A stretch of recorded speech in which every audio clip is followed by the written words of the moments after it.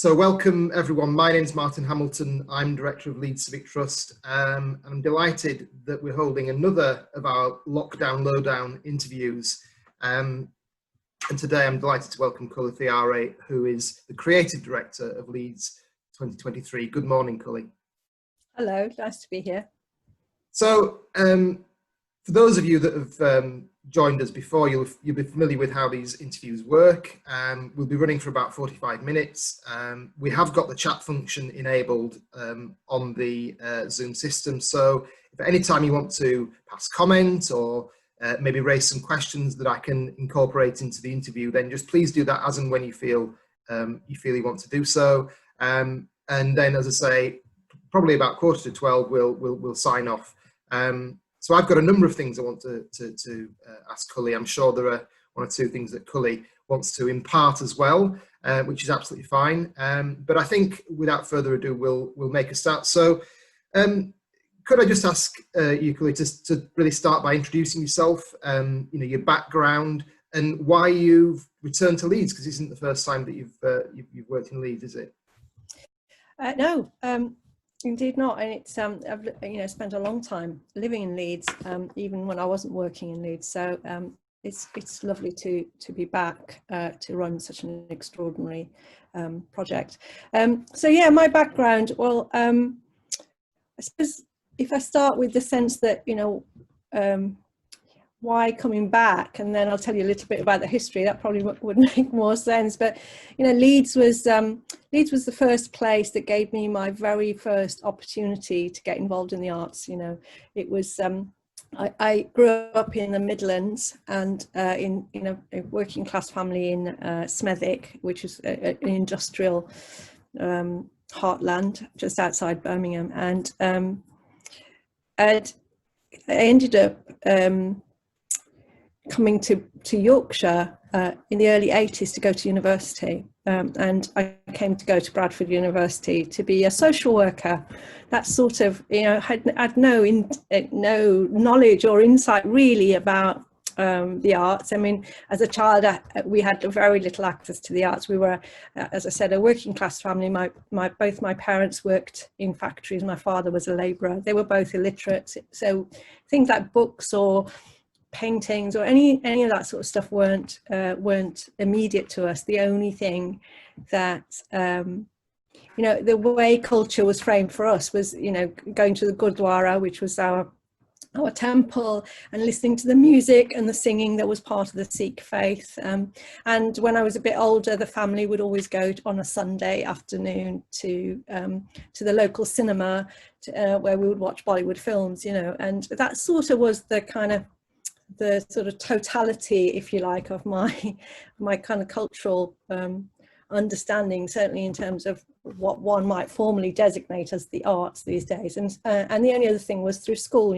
Sometimes we would do presentations or a showcase where we might take part, but I grew up in a family where that sort of stuff wasn't really encouraged, so it wasn't something you couldn't join a dance group or things like that. It wasn't particularly supported, if you like. So in that context, thinking that you could have a job in the theatre or be paid to be a musician or a dancer, or that there were jobs like directors and stage managers or sound engineers, or the myriad of types of work that you can do in the broad cultural creative industries, was sort of totally unfamiliar. It was only because I was training as a social worker and Theatre in the Mill existed as part of Bradford University that really initially opened my eyes to seeing that there was another world out there. And I do remember seeing an early, I think they were relatively young as a company, seeing Phoenix Dance do a show at Theatre in the Mill, and I'd never seen anything like that. These extraordinary black men dancing in this tiny space right in front of you. It was quite an extraordinary experience, and I was also lucky that the mill was being run by Ruth Mackenzie, who has a prestigious career in the arts since, but she invited lots of companies to come to the venue, and it was a real sort of crucible of ideas, really. And it was through her that I got a phone call from what was a company that's still going strong, I'm delighted to say, in Leeds, Red Ladder, who were reinventing themselves to focus on young people and go back into communities. And they'd been through a period of crisis, and they were looking to have conversations with people who might help them think about how to reach young people outside of the school system. So I mean, it was completely accidental, really, in a way. I was waiting tables in a restaurant while I was being a student, where a lot of the artist community in Bradford used to hang out. And a whole series of coincidences led me to taking a phone call from Rachel Feldberg, who was the artistic director then. And she basically gave me the opportunity to kind of get involved. And that was like the door opening to a whole new world. And then the next thing I knew, they were asking me to see if I'd be interested in being a stage manager. I do remember going, I don't know what a stage manager is. No idea what they do. And you know, Rachel was extraordinary in that she really supported me and wanted some of the insights I could provide from my own personal history and culture. And I just learnt things on the job, and people were incredibly generous, and I ended up being Red Ladder stage manager for a couple of years, you know, and then decided I'd go back to being a social worker for a bit. Because that's what I was going to do when I was supposed to do these things. But, you know, I suppose all of that has really fed into kind of the core values of what I believe around access and opportunity and opening doors, and the fact that every individual has huge creative potential. It's just that we don't sometimes get the opportunities to really grow that bit of ourselves, or to have the space to kind of discover how we might want to tell the stories we want to tell, and how we want to shine a light on the world from where we're standing. And so, you know, in a way, coming back to Leeds to be the creative director of Leeds 2023, it's almost full circle, you know, completing something that is about, you know, I was given an extraordinary opportunity by the city and its cultural life, through its cultural life, and this is a moment to kind of give something back to the city and to a whole new generation who might feel that the arts isn't for them. Because I kind of go, well, if I can do it coming from where I've come from, with all the challenges one faces in trying to make your mark on the world, then, you know, anything's possible, and I'm going to give it a jolly good try, really.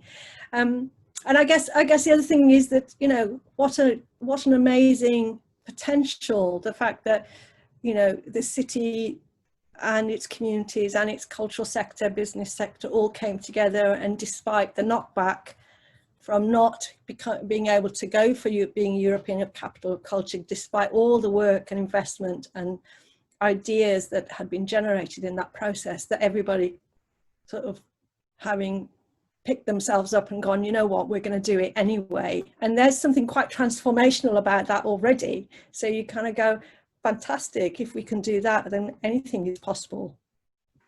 Kully, given your background, how important what do you think the role of schools is in, you know, broadening children's experience of culture? What role do you think? I think schools play a huge role. I mean, you know, my experience of school was, you know, like many, I suspect there'll be teachers who were brilliant and teachers who just dismissed you because we were seen as factory fodder. We weren't expected to achieve anything. And as an Asian woman, you know, I mean, I remember my maths teacher when I was about 16, it was just before having to sit your exams, and I asked him to help me with an exam question, and he turned around and said, well, what do you need to know that for? You only need to know how to count your husband's money, because that was all you were expected to do. You know, either work in the factories, you know, I used to, my summer jobs included working in a sewing factory, and, you know, or you were expected to get married and have babies and be a good wife and mother. So that, you know, the sort of the power of a good teacher and a good school, which allows you to really think about the world as a big space and place where you can have an active creative role in it, and that you can explore all sorts of ideas and allow your imagination to fly, feels really, really important. And, you know, it was my parents weren't, as I said, weren't particularly supportive, but I do remember at junior school joining, doing a music lesson and learning to play the recorder, and then being able to play the cornet, and as a teenager not being allowed to do that because it was disapproved of. But actually there's still something magical about that junior school experience where I'm not a great musician. I can't, I wouldn't even call myself that, but I learned to read music. I've probably forgotten it now, but I did learn to read music. I did learn to play a recorder. I did learn to play the cornet, and that's something that still, I still hanker after. And I think there's something about the place of schools that allow huge opportunities to be possible where you might not be able to have that possibility. And I was reminded of that recently. I mean, before lockdown, I was doing trying to get out and about and meet people, and I had the honour of meeting the youth council from Cobden Primary School, who were asking me what, about Leeds 2023, and also telling me about what they thought it could be. And they're joyful bunch of youngsters, from 7 to 9, but I remember one of them sort of saying to me, I really love drawing and painting, but I can't do it at home because we don't have anything at home, so I have to do it at school. And I think that's just a reminder of the power that we as adults and our education system have on making sure that creativity in every individual is nourished and celebrated. And I think there's a real danger that we lose sight of that in our desire to just focus on maths and English. Absolutely. Well, the secret of my success in mathematics was copying off Julian, who sat next to me. Otherwise, I don't think I'd have passed the exam. Yeah. I mean, you mentioned that you were able to get out and about before lockdown, but obviously we've had a long period of lockdown, and I know for you personally, having recently taken on this role, that's meant a long distance relationship with Leeds, at least in the last few months. So how have you managed to sort of function without the opportunity to go out and about? Well, it's been really interesting in the context of lockdown. How do you build an organisation? Because of course, remember that really Leeds 2023, although the project has been going for a long time, actually the trust only established itself just before the end of the year, in autumn last year, and I took up post at the beginning of January. And we're currently only a team of 4 people. Our exec director, Mark Hollander, started 2 days before lockdown, and our director of external relations, Abigail Scott Paul, has started during lockdown. So it's been quite an extraordinary journey to build a team on Zoom, which is essentially what we've done. We had the exciting moment last week where we all met in Leeds and did a socially distanced day together.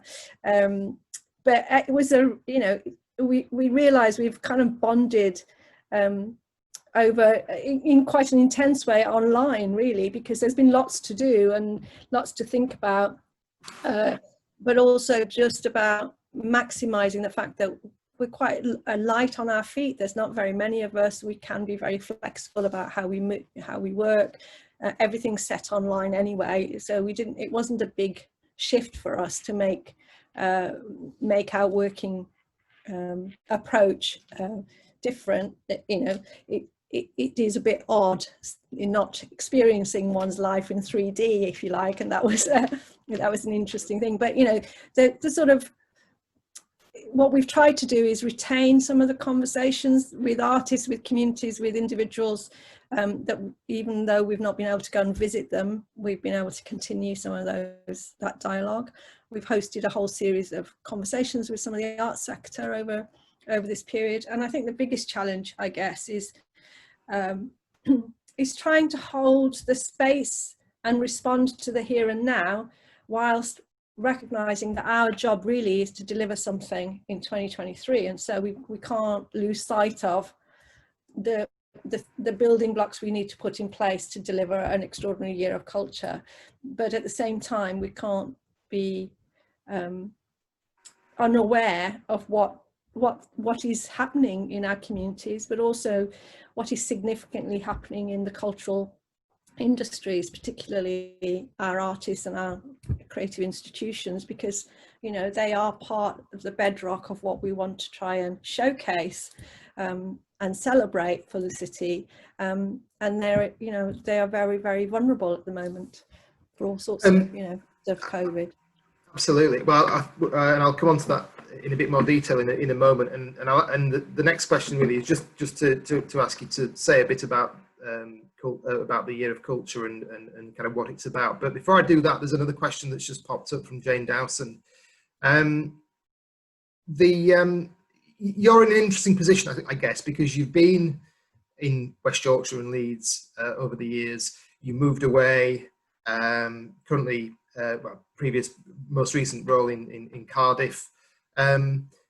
Just give us a sense of how you think Leeds is viewed as a cultural city, sort of from a national perspective, maybe even from an international perspective. What do you feel the current state of play is? Well, I think it varies quite dramatically in terms of the lens through which you're looking at Leeds. I think that because our companion across the Pennines, Manchester, has a big voice, and I have a long association with Manchester myself anyway. But I think that and the sort of success of Manchester International Festival and the kind of commitment from the city to culture has had a profound impact in terms of Manchester being seen as the cultural heart of the North, whereas I think there is huge richness and diversity and expression, and actually a more significant producing capacity, or has been in the past, in Leeds, that's just undersells itself. It's not as visible perhaps as it should be, and that's partly, from when people talk to me, partly about a certain sort of natural reticence, but also because people just get on and do it, and I think what's really been fantastic is that over the last few years, and that's why I say that transformative moment around making a decision to say we're going to do it anyway, around being celebrating culture as a city for a year, regardless of being whether we're European capital or not. Why that's so transformative is that there's a shift in mindset. It's a shift to say we're more than this extraordinary city outside of London that is the second centre of finance. We're more than the Harvey Nicks, and we're more than the Tour de Yorkshire, the Tour de France. But all of those things add up to a wealth of extraordinary sort of richness of heritage and culture. But also in a wider West Yorkshire context, there's so much to celebrate and connect with, and we're such a porous kind of connection. I mean, the Bradford Leeds connection, for example, it's brilliant that Bradford's going for City of Culture in 2025, and I'm delighted that we're able to have conversations with Rickshaw and the team there and some of the artists to look at how we might work better together to enhance the cultural offer across the whole of the region, not just for the city.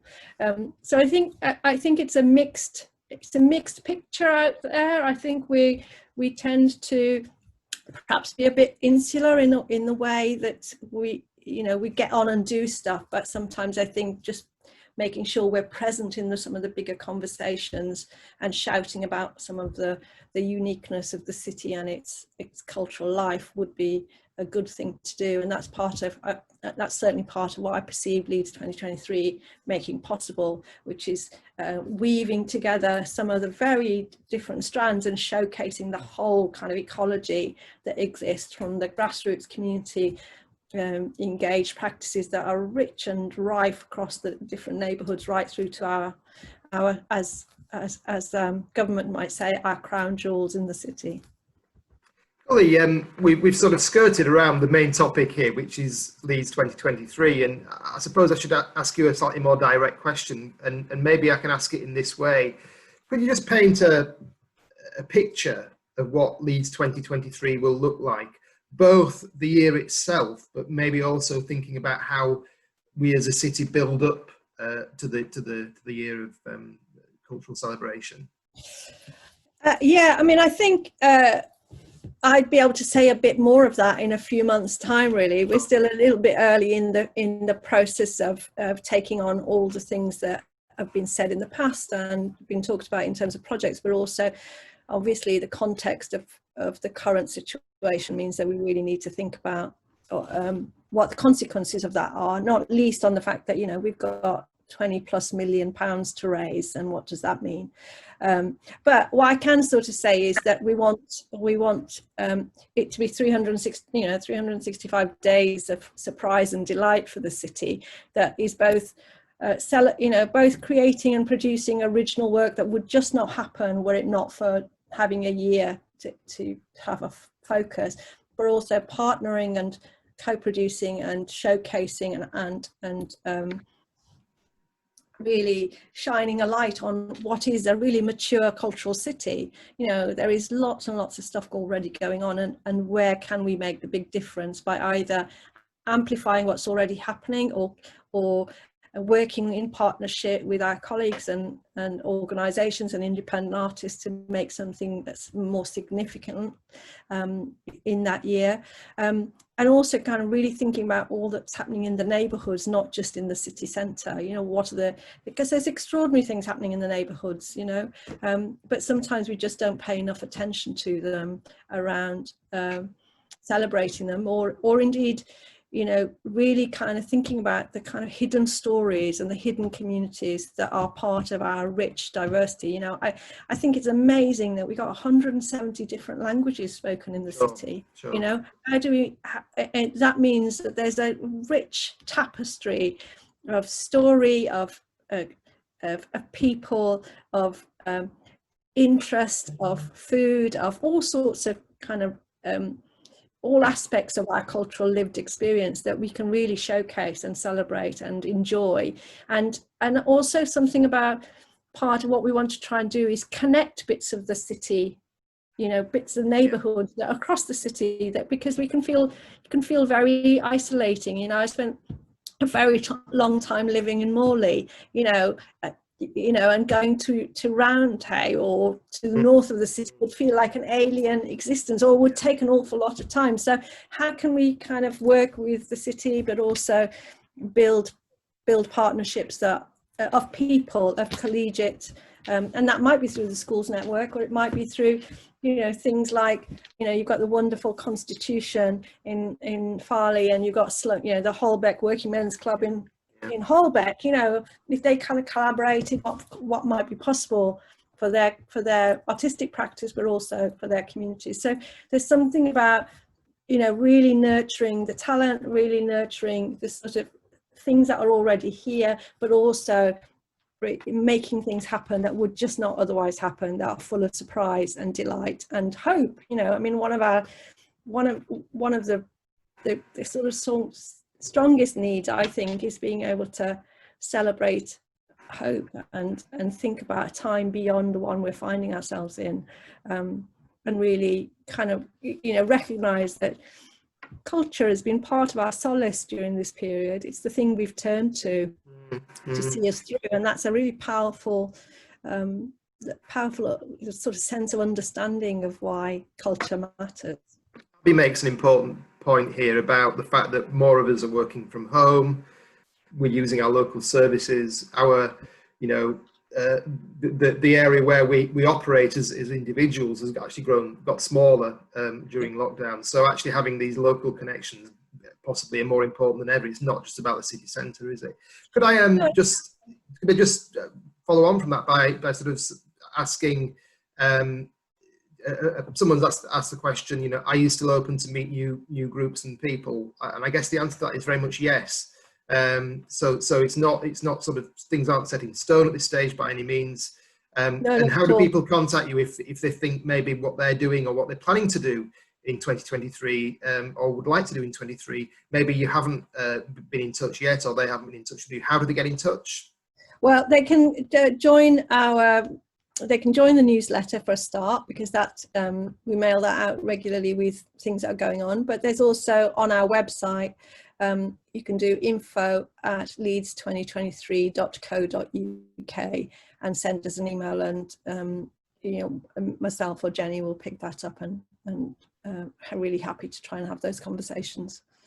Now, we obviously this discussion is taking place in the shadow of COVID-19 and lockdown, and whilst we'd all like to forget about it, nonetheless, that is kind of that's why we're doing this, really, isn't it? And this might traditionally have been in a room with people in the audience and teas and coffees and interactions and all that sort of thing. We have to do things differently now. Yeah. So are you already thinking about, we don't know where we'll be in 6 months' time, never mind 3 years' time, but are you thinking about maybe some of the larger scale events and how they could be arranged perhaps differently? Has it changed thinking about the extent to which large set piece events may not be possible, bringing lots of people together in a building or in a public square, that actually social distancing rules wouldn't allow that at the moment, and who knows, may not allow that even in the future? So is that forming part of your thinking? Well, there's two things I would say to that. One is that, in some respects, we're lucky that, we're still a good 2 and a bit years away from if we would say we're kicking off the first event on the first day of 2023, we're still,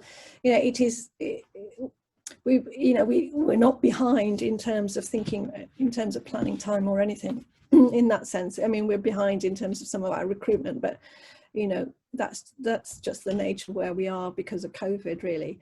But in terms of thinking about what that year might look like and what the details of that program might be, that's still time for us to make those adjustments and consider those things. I think where it's what's happened that has put into sharper focus for us is our lockdown experience has inevitably shaped how digitally connected we are or not. And so, and I know lots of things have gone online, but we also absolutely know that there's significant groups of our population who don't have access to these sorts of resources. So we can feel very comfortable about saying, oh yeah, we've moved everything online, but actually that's not serving everybody. So there's an interesting balance around, making sure that our program is available on the digital networks and the social platforms, and that there are different ways in which we can share stories, content, and stay connected. But equally, there is a real hunger and an appetite for doing things together. That feels like that urgency won't go away, and that need won't go away, because we are social creatures. And so finding that balance between testing out over the next, for example, some of the groups we're supporting at the moment on tomorrow are going to be doing socially distanced performances, live performances for children and families, across a number of sites in the city, and that's already informing other organisations around risk assessments and about models of doing things that maybe people haven't considered before. So all of that learning will feed into the future, I think, in different ways. But also, artists are hugely inventive. They will take the learning from this moment and come up with all sorts of ideas we have yet to imagine about the relationship between the live performance and packed into, those moments when you're jam-packed into a mix, right through to what happens if you're doing things individually through an immersive experience, or what might you do socially distanced through, some of the technology we have. And how might you explore a city or a neighborhood in different ways? So I think all those are going to create really exciting fuel for our artists to imagine new ideas. And you know, there will be an opportunity for us to make open calls for artists and organisations to submit ideas that we can try and R&D and test out. So I think all to play for, really, and that's sort of one of the most exciting elements, I suspect, is that gap between, you know, things that are online wholly and things that are fully live, but what happens in that in between world, you know, what might be the kind of new art that's created that sits in that live digital world. Just a couple of comments on the chat here. Just Jane Dowson mentioning the sculpture festival we had a couple of years ago, which the Sculpture International, which was, I think, a really successful festival, and you know, a suggestion that sculpture needs to play a part in what we do in 2023. And then Linda also mentioning our parks, woodlands that also form part of the city's culture. You know, bringing in volunteers, heritage, environment, etc. And I guess there is an opportunity with the fact that it's no longer a European funded or mounted project means that we can be more flexible in how we interpret what 2023 actually means, if you can get that word out. So I guess there is a bit more flexibility, isn't there? Yeah, I mean, I think that, you know, absolutely, Yorkshire Sculpture International, we supported last year's programme. We're in discussions with them at this moment in time, and 2023 will be a significant platform across the visual arts anyway. I mean, I think one of the joys of running of producing something like a year of Leeds 2023 is that it's cross art form and across different platforms, and I think we can't, you know, we're really conscious that we're living in a time of a climate emergency as well, and that the arts can have a lot to say about how we want to live, about imagining what the future might look like, about our relationship to nature, about our relationship to city, about our relationship to each other. And those things are brilliantly explored by artists and creatives, you know, and that sort of, and also our sense that we want to participate, actively want to participate in things that we make and do and share. You know, all those feel like they're really important strands of the year. And, you know, I'm really clear that that's not about us making those choices, but it's about working in partnership with some extraordinary diverse range of people in the city who are already doing a lot of that work. You know, as I said, some of it is about amplifying what's already existing and shining a light on it in a particular year, which maybe gives, you know, enables everybody to be bolder, but also might mean that we can pull more resource into it, or at least build capacity, so that the legacy of our year isn't us, isn't me or the company, because we will no longer exist, but the legacy is in the people who've taken part in the kind of sense that culture is valued differently, and in those organisations that can continue to deliver and connect with their communities in rich and diverse ways. Kully, I wanted to ask you about the situation at the moment with arts and culture. Clearly, COVID-19 has seen some theatre companies, for example, go bankrupt, unfortunately, as a result. But I think the smaller scale organisations, freelancers, maybe, I think there's a feeling that they've been missed by some of the supports that have been put in place. I think there's an article in The Guardian today, actually, that addresses that very point. So how do you think the focus in Leeds on 2023 can actually help those organisations? What can Leeds do to help, particularly the small scale organisations and individuals?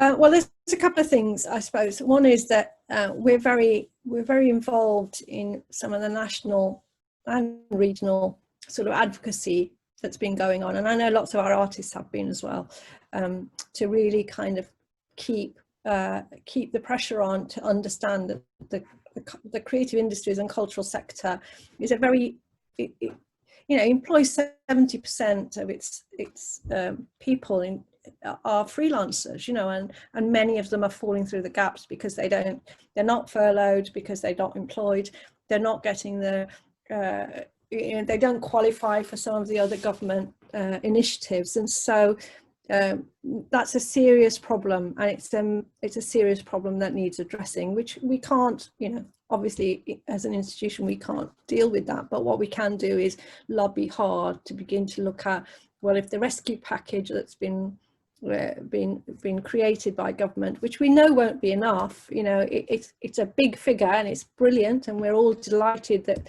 the Treasury has brought that forward, but we also know that the chances are that that's most likely to go to institutions and arts organisations, and also it's going to the whole of the ecology. It's not just for theatre or just for dance or just for music. It's got to cover everything.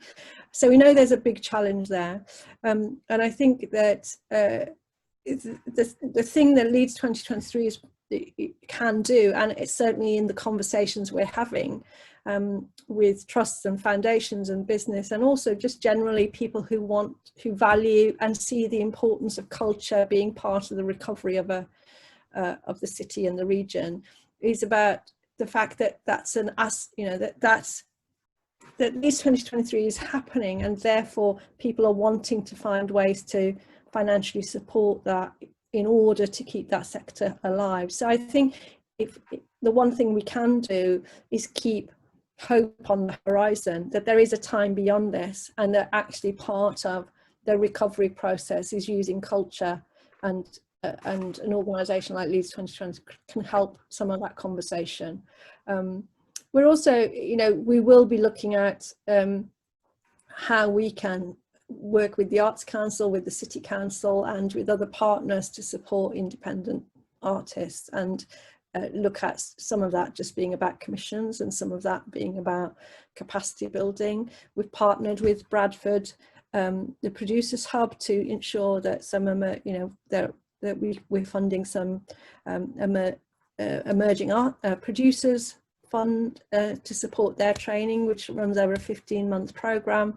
And we'll look at where we can add value and also lead. So it depends on what those things are, but we're not the only solution. We can't be the only solution, but we are part of a network in the city that I think can help the city and the region come out of this.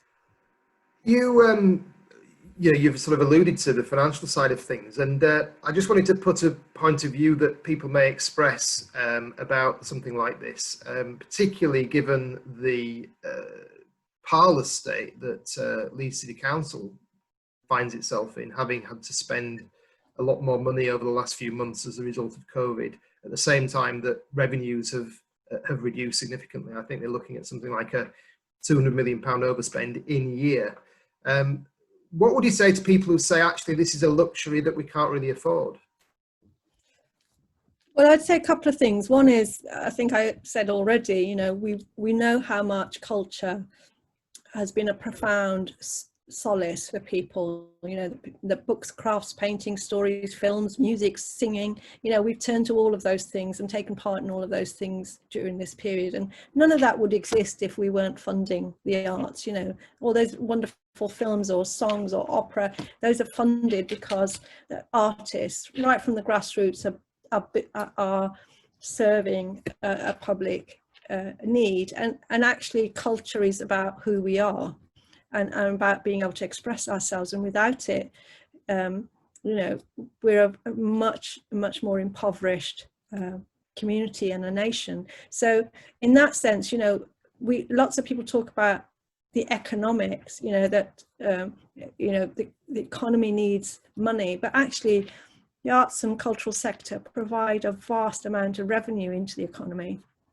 And how that plays out is not just that you're serving the artists, but those audiences that come, that buy food, that sit in bars, that animate places and spaces, that all comes because there's something to go and see and do together, and that is culture. So we've got a really important part to play in recovery, not only for the sort of emotional and mental well-being of our citizens, but also for the bottom line figure.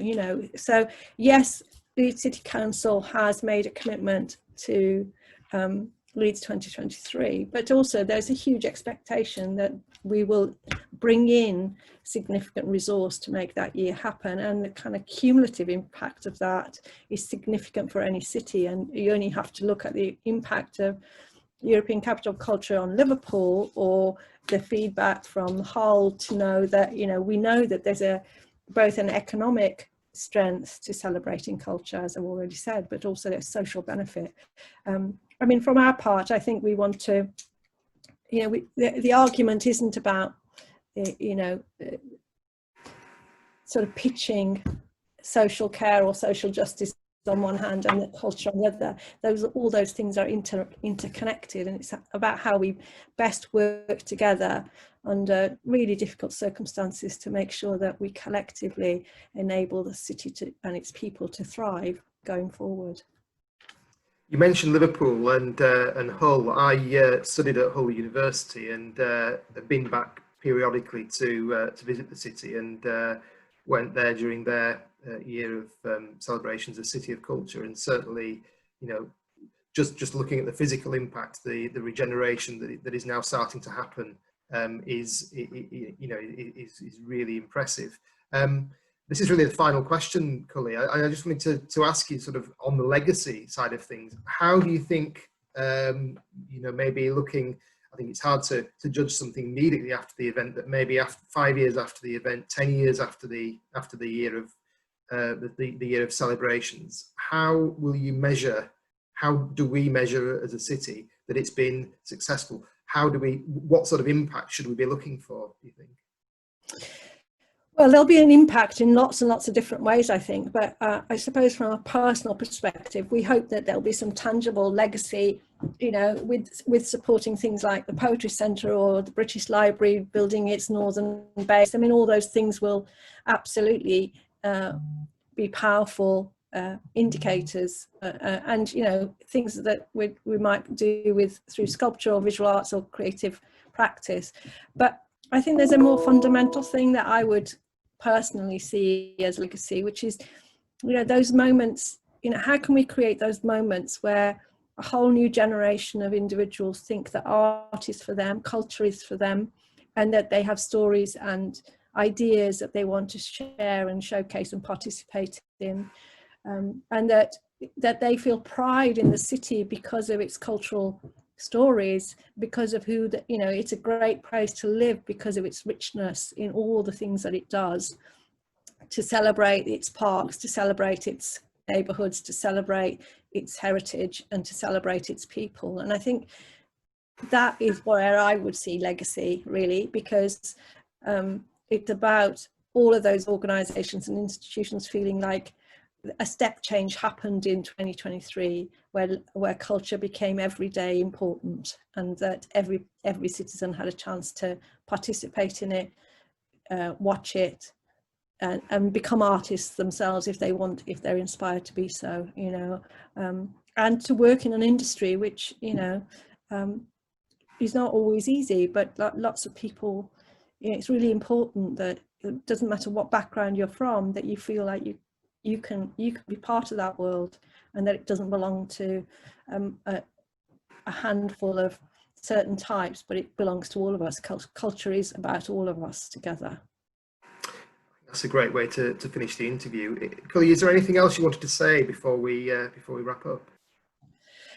No, I think it's been a really exciting. I mean, it's always good to kind of reflect on some of the thinking, and thank you for having me. It's you know, and I'd just like to say, look forward to, you know, playing my part in making Leeds 2023 and the city and its people be celebrated in the year. Well, thank you very much. So we are at the end of our time. We've done bang on for 45 minutes. So that's good going. So it just remains for me, first of all, just to say we will circulate a recording of this interview probably later on today or tomorrow. So if people want to listen to what Kully had to say, then you can do that. Just a plug for an event that we have coming up next Wednesday. So another important part of the City of Leeds' story is the tailoring industry. And we have a talk next Wednesday evening about Burton's, about Montague Burton. So if you're interested in joining us for that, then please go on Eventbrite, and I'll probably pop it on the email that I send around with the recording, so you can click on that and link through to the booking. Kully, that was a really inspiring. I found what you had to say really inspiring, and I think I certainly feel that we're in safe hands with you and the team. And so I really look forward in the months ahead to this story about Leeds 2023 developing, and I wish you the very best of luck. Thank you. Oh, thank you, Martin, and thanks for everyone who's joined us today. Thank you. Goodbye. Bye.